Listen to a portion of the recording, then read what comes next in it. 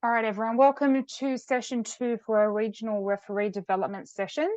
To start the session off, I will just do an acknowledgement of country. In the spirit of reconciliation, Water Polo New South Wales acknowledges the traditional custodians of country throughout Australia and their connections to land, sea and community. We pay our respects to their elders, past and present, and extend that respect to all Aboriginal and Torres Strait Islander peoples today. Wonderful. So to get started, I'm going to quickly share my screen so we can get started. Now, we are going to be having a bit of a video analysis session tonight with the topics. So make sure that you've got your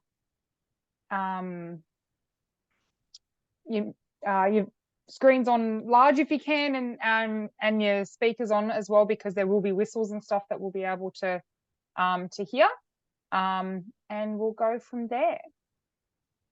Andrew, did you want to get started, or would you like me to kick it off? You can start.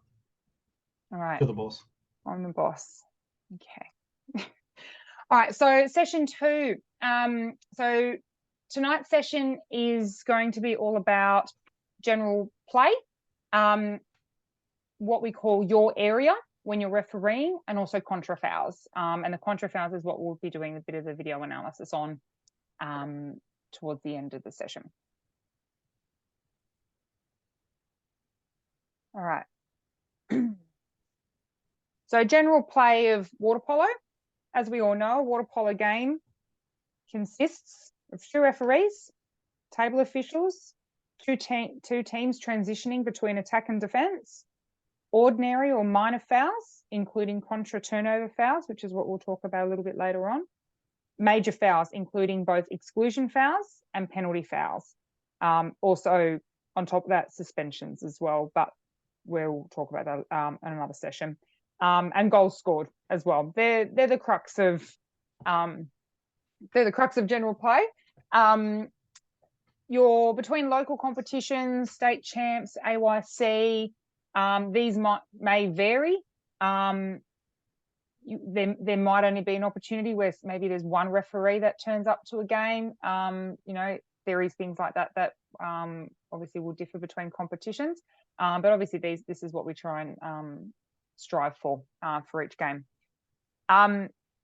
Quick question: how many of you have been, or not how many, have any of you been watching the World Champs in Fukuoka? That's been on 9, which is great. I know most of you got your cameras off. That's totally fine. Have any of you actually noticed how many people are on the table officials? How many table officials are actually on a game? Anyone want to have a guess? Is it like 10, Steph? There seems to be a whole lot of people sitting on the side of the pool now, with VAR and table officials and everything else. Be close to that number. Andrew, how many actually is it? I did write it down, but I forgot. I think without the VAR people, you're probably looking at about 8. There's probably 3 people doing a scorecard of some description, and there's generally what you'll have is a secretary writing the card. You'll have someone sitting next to them. There's a caller yelling out the numbers and confirming it. You'll also have someone doing a card next to them to make sure it's all right. And then you'll have the timekeepers. So generally the main clocks will be run on one system and the shot clock on another. So if the home country like Japan was playing, they'll have a referee on the shot clock. So, and generally we're not very good at the shot clock, so sometimes the home person may do it. You just tell them when to push the button. And then you add the VAR in. So if you watch the VAR, there's the referee in the white shirt, and there's someone, I think, in a red shirt. The red shirt person is the operator who understands the system, and the referee is just there to scroll it through forward and back and do it. And I don't know if any of you understand how VAR works, and if you've listened to the commentary, the commentators don't understand it. But what you'll find is, and I think we should cover this quickly because it's not going to happen in Australia, but if there's a shot and it hits the crossbar and drops straight down, the referees will, in their headset, say check to the VAR referee. The VAR referee will then check the video and look at it quickly to see if it's a goal or no goal. If they think it's a goal, they'll say goal or you must check, which is why you see that delay. So a lot of the VAR, 80% of it happens without anyone knowing. And then that's when they've got a call from the VAR referee, and the referee will go and check the VAR. And that's when it's usually made a decision. If there's not a goal, they'll just say no goal and they'll just play on. Okay, so the commentators are getting frustrated that they're not always checking it, but what's happening is they're just saying to the VAR ref, check that for me. And you have a quick check and they'll say goal, no goal, and then you go and look at it as a referee. So the referee on the table side gets the final decision, even if it was the other referees to call at the time, but they get the final decision. There's 8 cameras on the VAR. There's one on each side of the goal line. There's one on just inside halfway facing the attacking half. There's one solely focused on the main scoreboard. And there's one sitting back a bit further. And that's about it. Yeah. So they can check every angle. If your goalkeeper saves the ball on one side, you can check that side of the VAR as well. Coaches are always standing in front of the camera. So sometimes the VAR referee will tell the ref they're standing in front of the camera and you'll get them to move out of the way. But we don't have to worry about that here in Australia. The system costs around $275,000 to run. So, and to have, it's not a bad system when you get used to it. And you can play, and as a VAR referee, you can play with it and have a look at different scenarios when the game's going on. So you can pause it, have a look, things zoom in, zoom out, and then take it back to the game. Awesome. And that's why there's a lot of commentary. Not sure what the referees are looking at, because generally when the games are being televised, we're seeing one visual. We're seeing one angle only, and that's the angle they're generally televising, as opposed to the 8 different angles from the multiple cameras that Andrew was talking about. Awesome. All right. Thanks. So working with your colleague, I might leave these ones with Andrew so he can you can bring this these. up. So last week we discussed talking with your colleagues before the game. So speak prior to the game, during the period intervals, and after the game. Agree on how you divide up the field of play, which we'll get to in a minute, and which referee controls what areas as well as transitions. Now, I will say this, the more you referee with someone, the less you need to talk to them. So if I'm refereeing with some of the senior refs, I don't want to talk to them at quarter time or half time. I know what we're doing, so I don't bother. If I'm with a less experienced referee, then I'll talk to them at that time. And it's more about reinforcing what we've just discussed. We're going to be technical in the center. You know, Steph, we said we'd be technical. I don't think you're really technical enough. Could you pick it up a bit? Okay, little things like that. And then you can get to the point where you don't have to talk. Headsets are great, but we don't use them in Australia because they're quite expensive. And you don't need to do that, but it's just one of those things. You know, even if you walk past and you just say, yep, going well, that's all you need to do. Okay. Next, please. Again, working with your colleague, you should, in principle, not interfere with any actions in the areas of your colleague. And this is to avoid confusion to which referees supervise what area. And we'll get to that. There's some slides coming up. Easily be discrediting your colleague, and it may create tension between the two refs. It may also create confusion to referees, coaches, and spectators. One of the big things with this, and you should be discussed at the end of the period, in Romania at the under-20s, they trialed a coach's challenge for certain decisions, one of which was a penalty or no penalty call. So penalties called, the coach, the defending team could challenge the penalty. You then had to look at it. So I had a game where my colleague called a penalty, the coach challenged, I had to review it, and I turned it over. And I didn't want to turn it over because some referees react differently. They take it personally. They disagree with you, but he actually thought he'd made the wrong decision in the first place. It was just a reaction. Disagreeing in the game, and we'll get to that in the next part, but if you're both calling the same area, it's not a good look. Okay, and we'll get to that now, please, Steph. Yep. So I think even though technically there's no more your area, you need to start with a base. So there's 2 options. There's a 3 and 3, and we've got fancy things. 3 and 3. So the attacking ref and the defending ref. The attacking ref has the 3 blue players. The defending ref has the 3 green players. Now, this is up to you, what you're comfortable with doing or not. And the next one is a 4 and 2. And you can generally see the difference. My preference is the 4 and 2, specifically because 95% of the action in an attack is driven by the centre forward and their actions. The centre forward is hard enough to referee with as it is. So there, if you're only concentrating on the wing and the centre forward, it's a lot easier for you. You can focus more on that. But you need to discuss it with your referee. So if your preference is to do 3 and 3, then I can adjust. It's easier for me to adjust, and so on like that. But have that chat, because you don't want to be one of you doing a 4 and 2 and one doing a 3 and 3 and you're missing an entire pair of players because you might lose control of the game. So you need to have that discussion. Now, this is a general discussion about a starting point. There will be opportunities where a drive happens and you'll both see what's happening. That can't be helped, and that's going to happen. But you need to start with a base on what you're trying to cover and what you're not covering. Okay, next, please, Steph. If that doesn't make sense, please let us know. Now, your poolside positioning is also important with that. So the attacking referee is who is giving primary attention to the attacking situation in front of the goal to the referee's right. And the defending referee is basically looking at the rest of the stuff. And you need to get that sorted out in yourselves as well, and your positioning as well. Now, I've had, and I think the next slide covers it.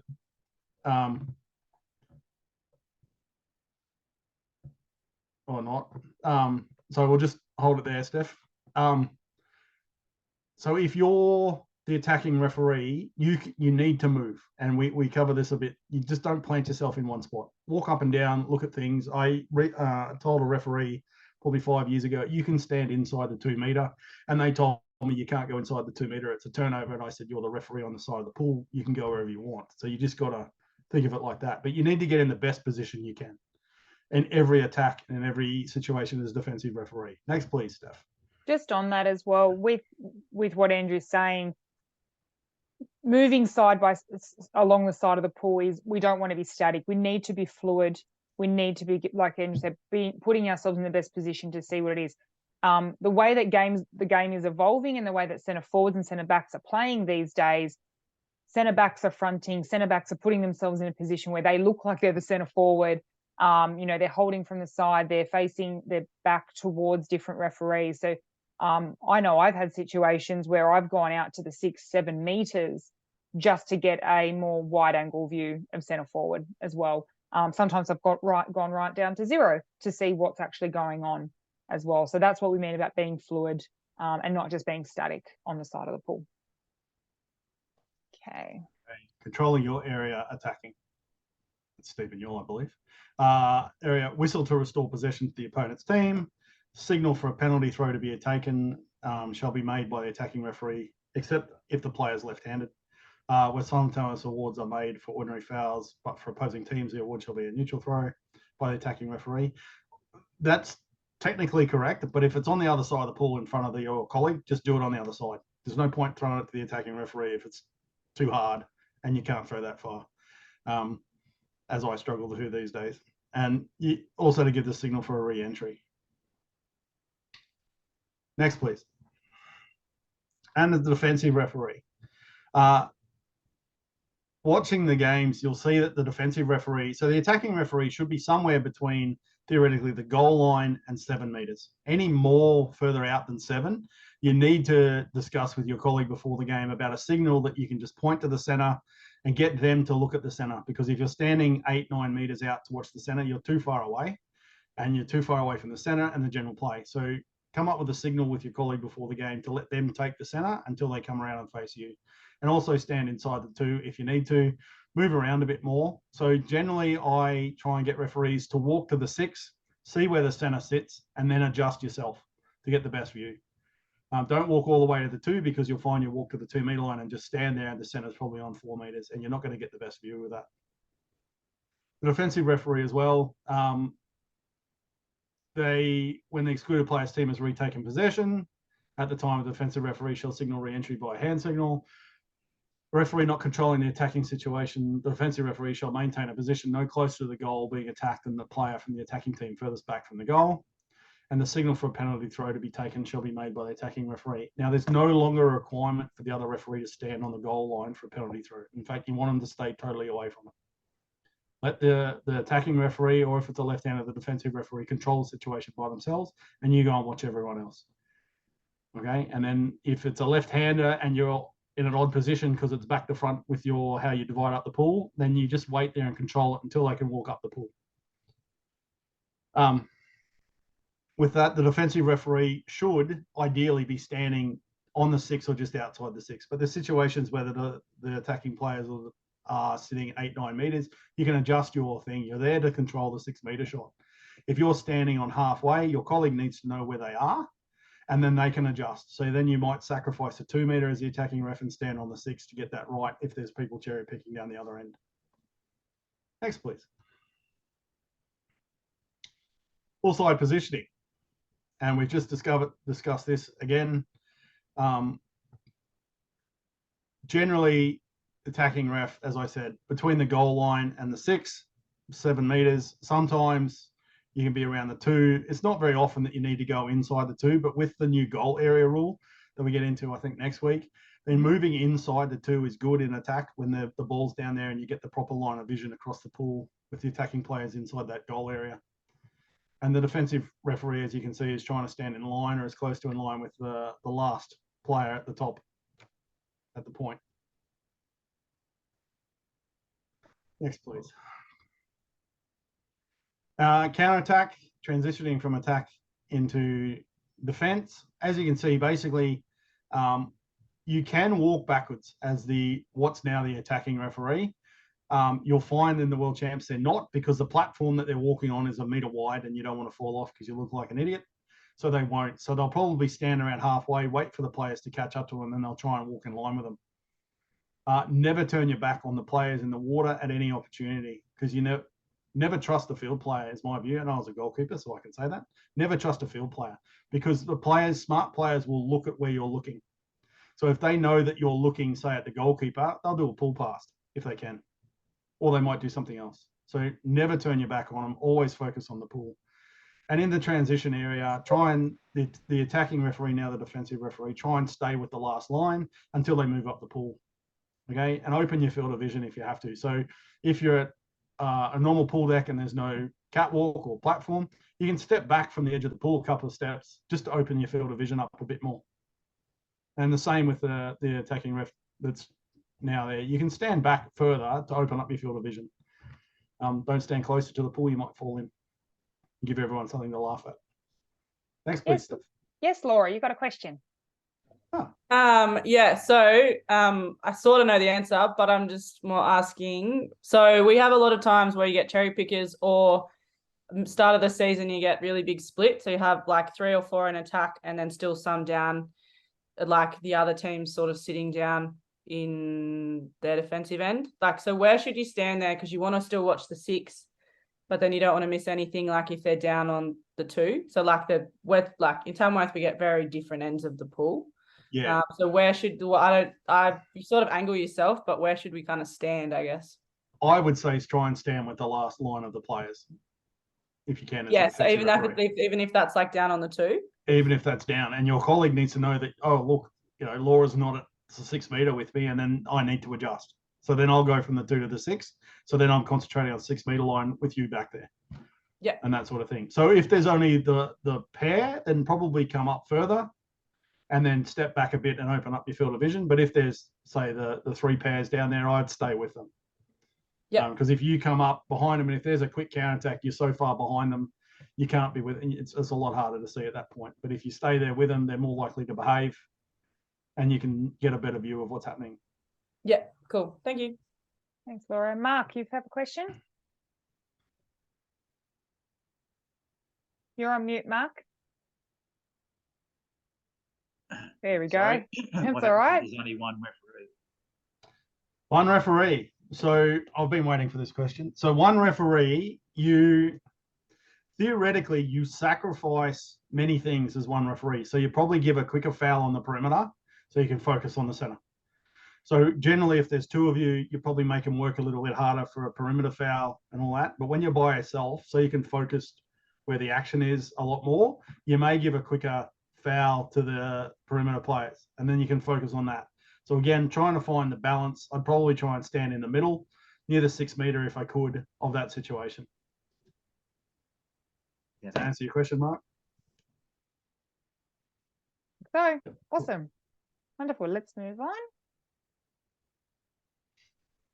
I do have actually a question here in my notes. What is the benefit to walking backwards? Does anyone have, I mean, we've answered it, but just to see who was listening, does anyone want to put their hand up, and what's the benefit? And from your experience, what do you think you could gain from walking backwards in transition?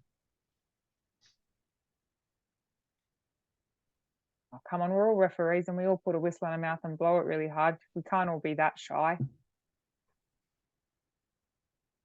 Give him the answer, Steph. Give him the answer. They're all So- shy. It's We'll test your knowledge. Just my nod. So it's about, like Andrew said, it's about opening up your vision.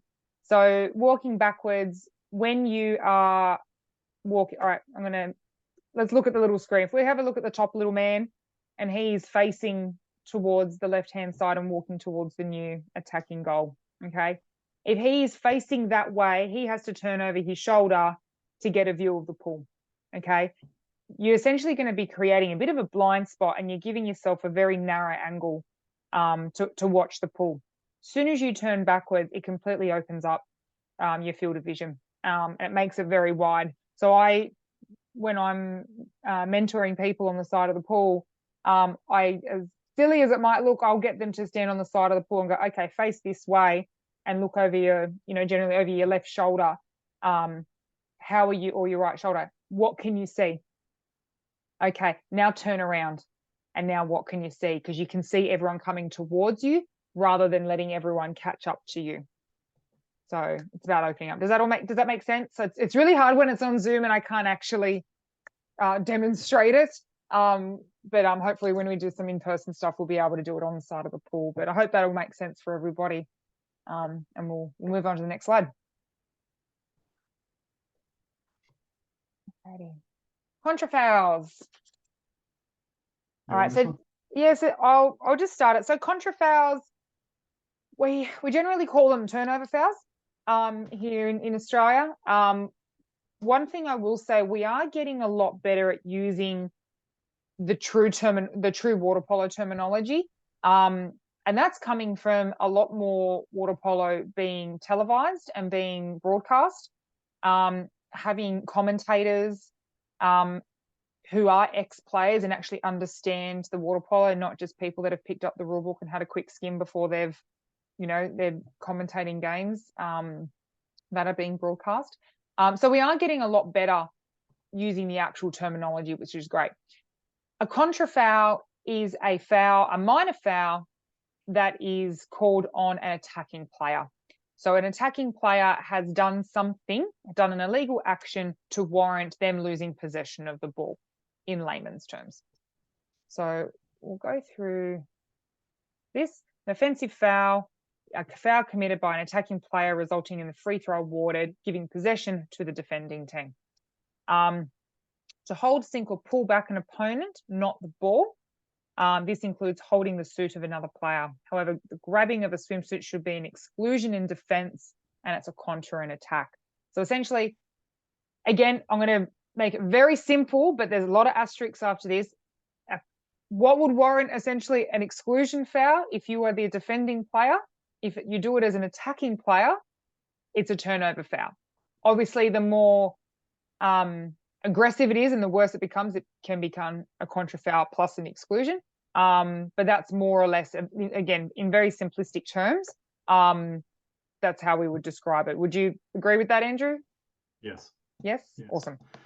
I will say that with contra fouls, World Aquatics at the moment have a big thing on, and we'll cover it, on calling stuff that actually matters as a contra foul, because what they find internationally is the TV cameras focused on the ball. You call it contra foul somewhere off the ball, no one knows what's going on.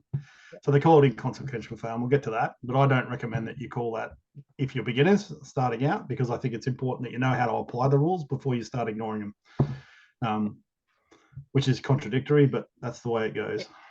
No worries. Next, please. All right. The do's and don'ts. You can go. I can go. Okay, so call the first foul as a subsequent contra foul may then disadvantage the wrong team. So what this means is, or actually, before I give you the answer, does anyone want to try and give us an example of what this might mean? Let's get a little bit interactive, shall we? What do I mean? What do we mean by calling the first foul and subsequent fouls might disadvantage? Does anyone want to put their hand up or take themselves off mute? I might just randomly pick on Libby if no one else wants to put their hand up. Got me. I guess calling a first foul, I guess, say, for example, a drive on the perimeter, you call, so the attacking player might pull around a player and that's a foul, but if you miss that, the defender's going to pull back the attacking player and that's the foul you penalise. That's right. Yep. Yeah, absolutely. Perfect example. So we're now disadvantaging the defensive team for the attacking team making an illegal action, more or less. So that's And that's it. the biggest area where this happens is centre forward, centre back. The centre back quite often will grab and should be excluded, but they don't a couple of times. And then the slightest push from the attacking centre forward is then a turnover. And whereas you should have had 1, 2, or 3 exclusions before that, and you've had plenty of time. And then so it's not a consistent way of approaching the game. Yes, Mark. Perhaps don't call a contra foul when the defensive team's got an advantage. Yeah, exactly. So one of the things with the rules of the game is you're supposed to reward good play, and good play is not just an attacking player. So a defender can defend really well. And we've seen Amy Ridge for the Australians. This thing is defending in centre forward exceptionally well. She backs off, she puts her hands on their shoulder. So when they're turning, she's not getting stuck behind, which I wish a lot more centre backs would do instead of getting up close and grabbing. And then as soon as the centre forward gets around, it's a penalty. Whereas Amy's staying off them or fronting them and not giving them that opportunity. All right. So do not call turnover fouls which do not affect the game. These calls are unnecessary and they affect the positive flow of the game, what we call inconsequential. So I'm going to take it back one step. When we are starting out, like Andrew said, we want you to be calling everything so that you have a full understanding of what's happening in the water, understanding the rules and applying the rules to their extent and to their intention. That's when you then have that understanding is when you can start ignoring or not calling inconsequential fouls. An inconsequential foul, let's say, for example, 5 of the pairs of players are down on in a mushroom setup, in an attacking setup. There's 2 players hovering up at halfway. They do something that would constitute a foul or constitute a contra foul, but they're nowhere near the ball. Okay, what is happening in back play is not impacting the actual attacking play in front of the goal where all the action is happening. It's inconsequential. So calling that foul is actually going to completely disrupt the play and everyone's going to go, what the hell was that? Why are you doing that? It then potentially gives also a very quick counterattack, a quick throw up the pool to an attacker in front of their own goal. It's now giving like a double advantage to the other team as well when the players actually playing proper water polo in front of the goal set up properly are doing the right thing. Yep. Does that make sense to everybody? Yes? Awesome.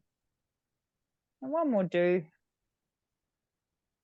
In calling a turnover foul, the referee must ensure that the teams clearly understand the situation to avoid any confusion. This is done by the correct use of whistles and signals.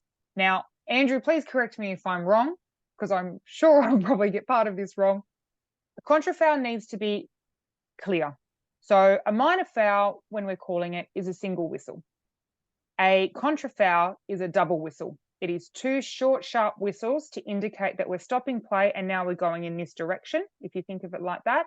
And you should be signaling why you're doing the contra foul and pointing in the opposite direction. So again, when I'm mentoring people and giving people feedback, I always say every exclusion foul, every penalty foul, and every contra foul needs to be signaled to the players and to the benches and the coaches and to the crowds if they're there, because they need to know what's going on, particularly the coaches and the players. They need to know what they've done wrong. And if they don't know, or if you don't know the hand signal, mimic what the players have done. You might feel silly on the side of the pool doing that, but mimic what the players are doing, because then they're going to understand, go, oh yeah, no, I actually did do that. Yep, no worries. The coach will also understand, and then the coach can have a word to their player on the side of the pool. Awesome. Any questions? Yeah. Cool.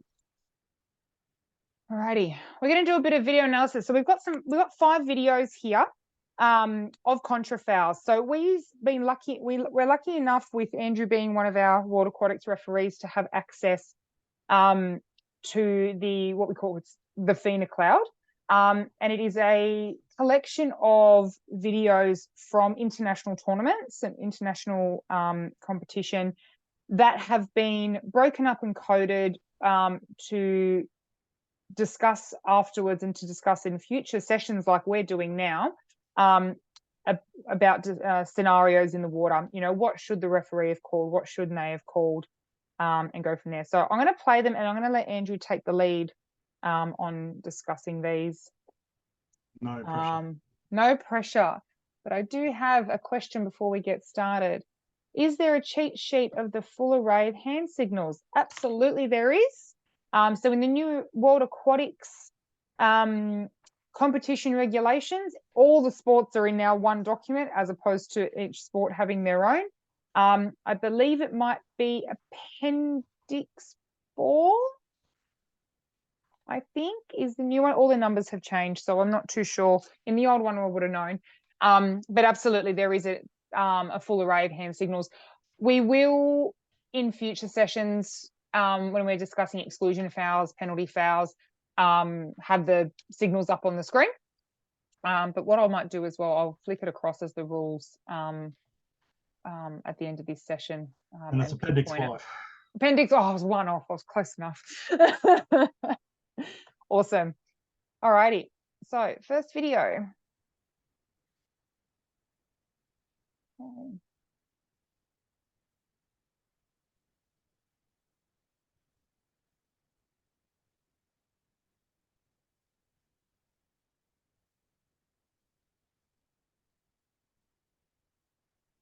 Right, did everyone see the centre forward there?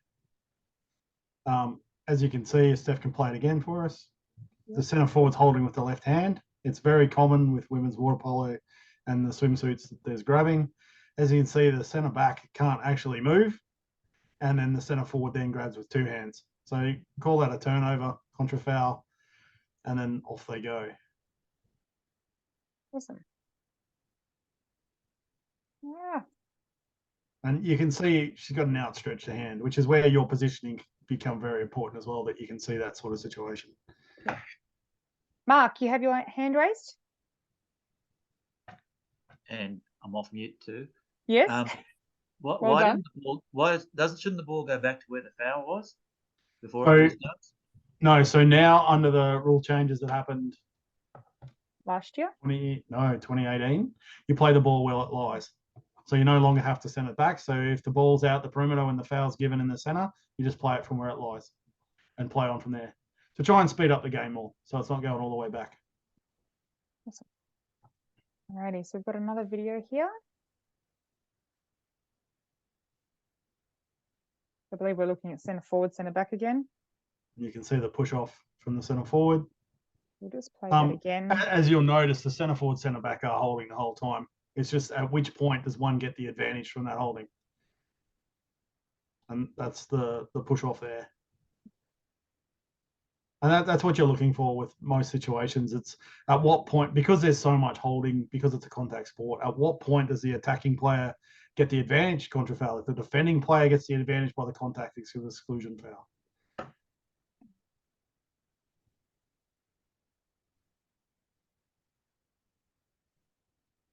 As you can see, the centre forward holding again. They're not very subtle with it. Let's watch that Never. again, so we can watch again. So just watching here in centre, watching the centre forward here with no cap on, how much she's holding. She's actually grabbing the centre back and pulling her away so she can have a shot on goal. Okay.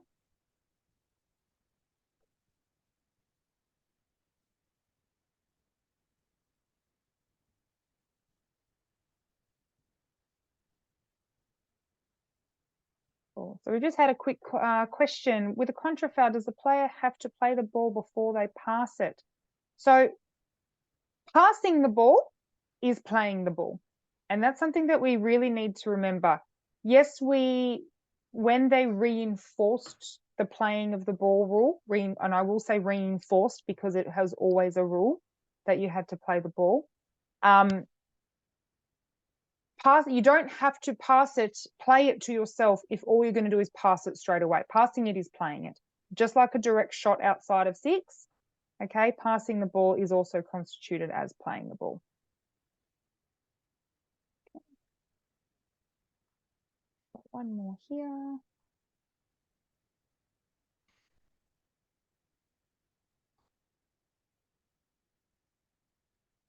And this one's not called often enough, is the attacking player on the perimeter. They're trying to get a foul, to be given a quick foul to get a quick shot off outside the 6, so they grab. It's very important that you notice that they're actually trying to engage the defender and grab them so that they can get that. Most referees would probably exclude that defender when the attacking player, all they're trying to do is just milk a foul for a quick shot outside the 6. Now, does anyone want to re-watch any of those videos? Again, I'm going to try and make them available. I do have them downloaded, so I might try and upload them or see if I can compress them and send them out to everyone so you can all have a look.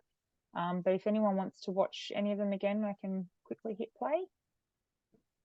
And I will just emphasize that you are going to make mistakes as referees. You can't help it. And coaches aren't going to be happy. Other referees may disagree with you, but that's the fact of the game. It's just so open to your interpretation of what you see at that point from where you're standing at that time. You will make mistakes. Don't let it get to you.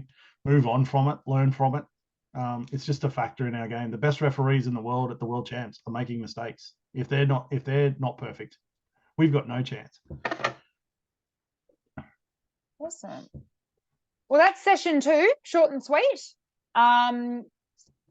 Do we have any questions? We are, as the sessions go on, we are going to be bringing in some more video analysis to give you some real time footage so that you can actually try and what we're talking about and what we're going through with you, you can actually then see, I suppose, play out in water. Mark, off mute and hand up. Well done. Yeah, no, I'm getting it. I understand what you said before about supporting each other, other referees, and not treading on other people's toes, other referees' toes. But if you're defensive referee and you see an obvious problem or error in centre forward or whatever, you don't want to overrule, but you want to make a call because the other referee hasn't done it or is not doing it. Yep. So the key takeaway is think about if that referee might be playing advantage for any possible reason. If you don't think there's any advantage that they're playing, then make the call. Just ideally don't be, on the other side of halfway down towards the other end of the pool when you're calling it. You're too far away. If you're up around the 6 meter and you see it, that sort of thing's not too bad. But just think about, are they playing advantage? Look at the other referee. They might be waving their hand to say we're playing advantage. Just look at them and see if they could be playing advantage for any reason. Because you might see it out of the corner of your eye and they may let something go to let that player develop that situation. And if you call a contra foul then and they've let it go because there was an exclusion that they let go to give that player that opportunity to score, then you're just going to kill that attack. And it's something that takes practice, lots and lots of practice. And it's very hard sometimes not to jump in. You'll know, if there's a couple of every attack, if the same thing's happening with your colleague and they're not calling it, then maybe you need to step in. Then have a chat to them at quarter time and say, look, I don't think you're calling the center. I'm seeing this quite often, so I'm just going to call it if I see it. And just have that discussion with them. Yeah. Like Andrew said, rule of thumb is you don't want to be jumping in if you are on halfway or behind it. It's not a good look. It's honestly, it's just not a good look, because then, like we were saying in the first slides, it does discredit your colleague, and go from there. There will be an asterisk or a caveat there where if they are a junior referee and let's say we're blooding them through and we're giving them a crack at a higher grade and a senior referee is there, but then the reverse of that is the senior referee will generally come down a little bit closer and provide that support in that core attacking area. And this is one of those weird sports where at National League, at Nationals and internationally, we are treated the same way. So if I'm doing my 800th National League game and Steph's doing her first game and I make a mistake and she doesn't fix it, we both get in trouble. That's how odd it is. We both get in trouble.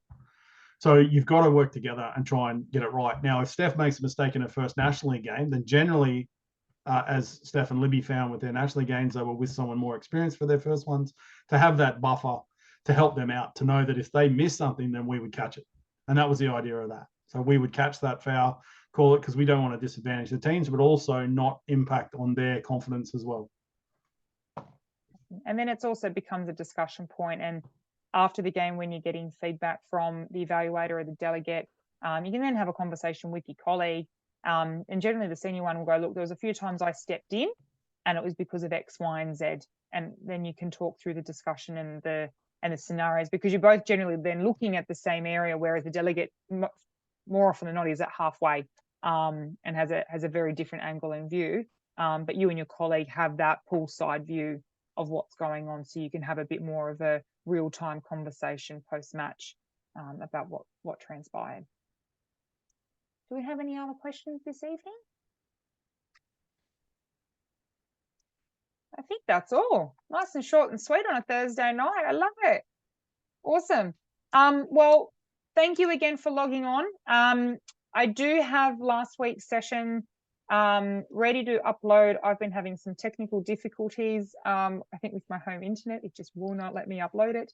So I'll be trying again this weekend, and I'll be sending both sessions out so that you can rewatch them and share them around with your cohort if they haven't been able to log on. I know some people have let us know that they've registered to get the links afterwards, but they won't actually be able to make it for a multitude of reasons. So if there's not any more questions, I will stop the recording, and I will say thank you again to everyone logging on. Have a wonderful rest of your evening and a great weekend.